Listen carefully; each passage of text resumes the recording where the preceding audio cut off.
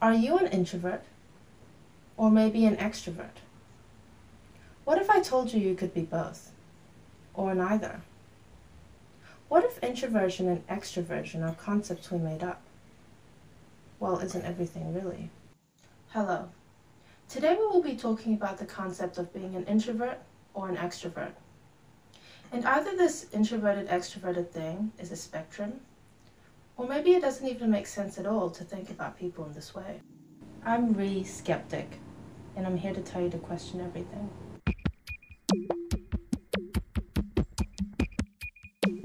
Most of us know intuitively what an introvert and extrovert are. We might even think in terms of these two concepts quite a lot, categorizing ourselves and others based on however they seem to act. Introverts like to amuse themselves with an inward-facing nature, and extroverts like to amuse themselves in an outward-facing way. We even tend to think introverts are reserved and quiet. They tend to stay at home and have a smaller social circle, while extroverts, on the other hand, are outgoing and vocal. They are more energetic and tend to have a larger social circle. What about an ambivert? Someone who's somewhere in the middle, being neither really an introvert nor an extrovert. These types of people may be called ambiverts. Or what about an omnivert, being both simultaneously at the same time? How does that work? Sounds powerful. Well, it's easy to think of people in this way, but it's rather simplistic. The mind, consciousness, and personality are complex. That's why there is no distinction between people who like cats and people who like dogs. I mean, we tend to make a difference in our mind, but that is fascinating and arbitrary to say the least. But they're both still human at the end of the day. We don't base our entire understanding or a significant portion of our idea about someone around whether they are a dog lover or a cat lover, as if these were two mutually exclusive groups, as a person could both theoretically be a cat and a dog lover.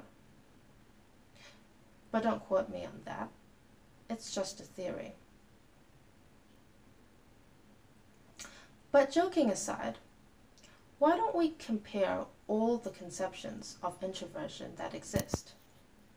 That sounds fun. Starting with the man who came up with it, Carl Jung. We all know Carl Jung. Carl Jung describes the two concepts in his book called Sociological Types, written in 1923.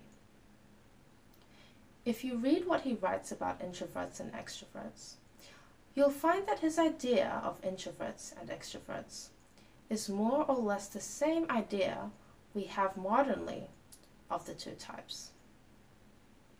For example, Jung starts with a mystical appeal to the reader that while it may seem like they are just individual traits, introversion and extroversion are the result of two completely opposed attitudes. He mentions how introverts are taciturn, poorly understood, and constantly underestimated and undervalued by society. That they're mysterious, elusive, and perplexing. And extroverts basically see them as useless. He talks about how introverted men are easy prey for women because of their uncritical nature, and can be prone to becoming misanthropic, virginal adult babies. I'm not exaggerating. That's roughly what he said. I'm just using modern expressions to convey the essence of what he meant. So our idea of introverts and extroverts hasn't really changed all that much in 100 years. You may also notice the high degree of speculation in the book, without any solid empirical evidence, other than the author's own observation and opinion, which is perfectly fine. We all form our own opinions based on what we observe in our environment. But there doesn't seem to be a well-researched or well-grounded theoretical basis between the introverted and extroverted types, or archetypes as he calls them. After reading the book, you're left feeling, well, okay, I could have observed that myself. I didn't have to read a book. I could have just hit up my dad for a conversation. So, after reading Jung's book, which I may as well have gone people watching at the park and learnt just as much, I didn't feel extremely confident about the science that introversion and extroversion is built on. But it's been 100 years. It's too late now to complain. Next, we move on to Eysenck's theory. Eysenck was more interested in the biological basis of personality.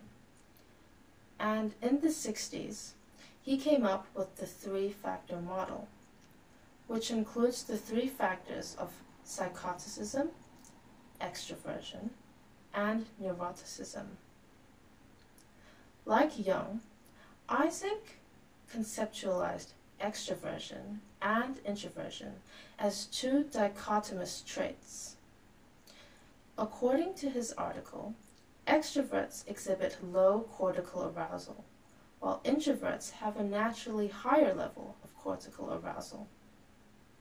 He's basically saying that not much goes on in the mind of extroverts, and introverts are always thinking. Eysenck says that extroverts exhibit a lower level of cortical excitation, which basically means that extroverts have to go out and experience higher levels of stimulus. Things like going out to a concert or throwing a massive rager. Rock on, you crazy kids. Introverts, on the other hand, have to experience more passive things because they can easily be overwhelmed. They need to listen to lo-fi beats while reading a book, and that's all the stimulation they can handle, and they're in bed by no later than 9 p.m., all tired out. But the only problem is in that same article, Eysenck repeatedly acknowledges that there isn't much experimental evidence or proof for what he claims. So what are we left to believe?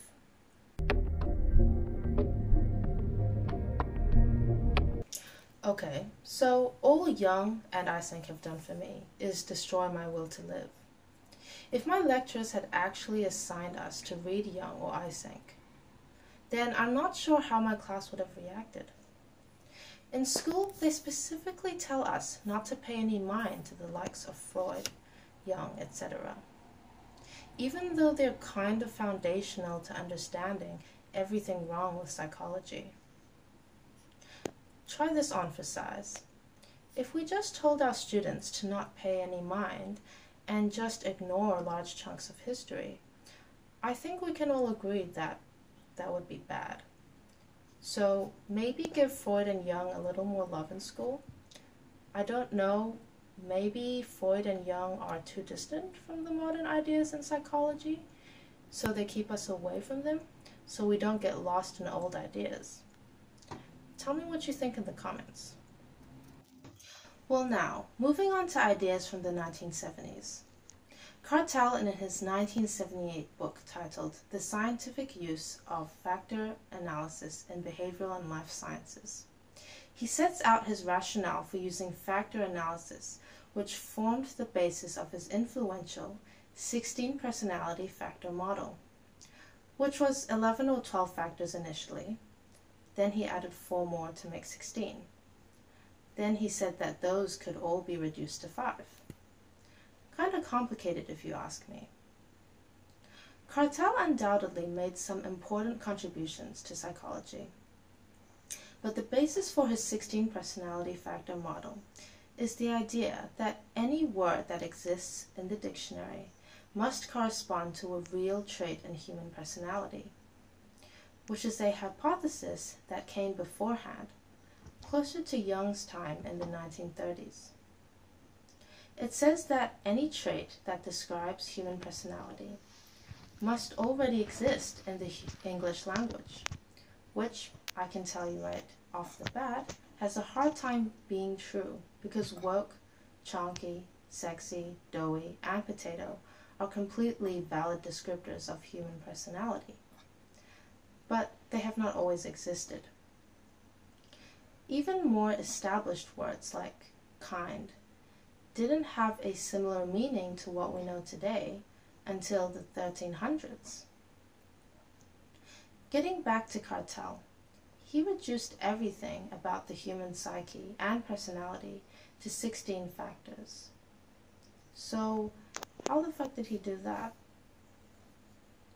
Well, you take all the thousands of words describing personality from the dictionary and test a load of people on these words. Then you find which characteristics correlate with which characteristics, and based on that, you pick the factors that make the most sense to you. If you haven't already noticed, that is a bit subjective. How do you decide what words to test, like only official words in the dictionary, or slang as well? Would Cattell have added the word woke if he had done his research today? Are swear words allowed? Because I'm pretty sure calling someone a motherfucker is a descriptory word. To illustrate how problematic this would be to prove, someone had already raised this exact problem. In a 1937 article titled A Criticism of Factor Analysis, 40 years before Cattell published his book, someone had already raised this problem. Paul Hanley Furfey and Joseph F. Daly say the fundamental problem in social sciences such as psychology and sociology is that hypothetical constructs or psychological constructs such as introversion and extroversion are a major reduction of actual human behavior. And what does that mean? Well, it more or less means that this introverted and extroverted thing could be all bollocks, just made up by us to please some human need of order. As dark as that seems, it's only one interpretation for extroversion and introversion. It's pretty impossible to measure human personality. Introversion and extroversion could be a dichotomy, or a spectrum, or some sort of matrix. It doesn't really matter. But if you're asked to pick either introvert or an extrovert, does that just simplify or reduce your humanity to two stereotypes that no human has ever perfectly encompassed? Human beings, after all, are extremely complicated. But if we assume the very basis of introversion and extroversion is wrong, then what do we have left to base our understanding of individuals on? Or maybe a quick thought experiment will help us out. Two individuals could answer a questionnaire exactly the same, but are they completely different? The same people? Or do the underlying reasons for their choices make them who they really are inside as a human being? In your own mind, you may let an online questionnaire define you. Hell, I've been filling out online personality quizzes since I can remember. But certainly, we can't assume someone's traits and character flaws or strengths based on what Disney princess they are. But if that's what you choose to think, more power to you. We need a lot more Disney characters running around in this world. Whether you see yourself as a hardcore introvert or a hardcore extrovert, both or neither. Thank you for listening, and I remind you again, question everything. I'm Skeptic. Subscribe to my channel for more skeptic takes on psychology and similar topics. Please like, and if you have a question or video idea, leave it in the comments.